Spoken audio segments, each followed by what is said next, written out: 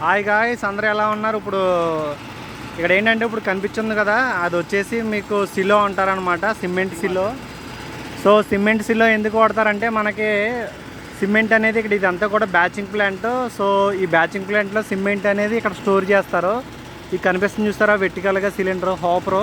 So దీన్ని సిలో అంటారనమాట. సో ఇక్కడ ఏంటంటే మనకి ఎక్స్టర్నల్ నుంచి బయట నుంచి లారీస్ వస్తాయి సిమెంట్తో, అవన్నీ ఇక్కడ లోడింగ్ చేస్తారనమాట. సో సిమెంట్స్ అన్నీ లోడింగ్ చేసిన తర్వాత గాయస్ ఇప్పుడు తర్వాత వచ్చేసి మనకి ఇక్కడైతే మెటీరియల్స్ అనేవి లోడ్ అవుతున్నాయి.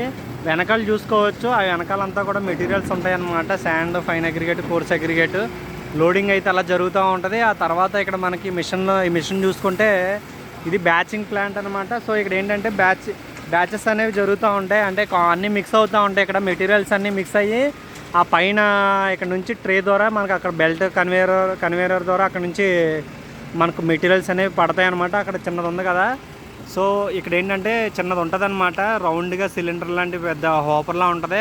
అక్కడ కాంక్రీట్ జస్ట్ ఇలా మిక్స్ అవుతుంది. మిక్స్ అయిన తర్వాత ఇక్కడ మనకు మీరు చూస్తున్నారు కదా, ఇక్కడైతే పడిపోతుంది అనమాట.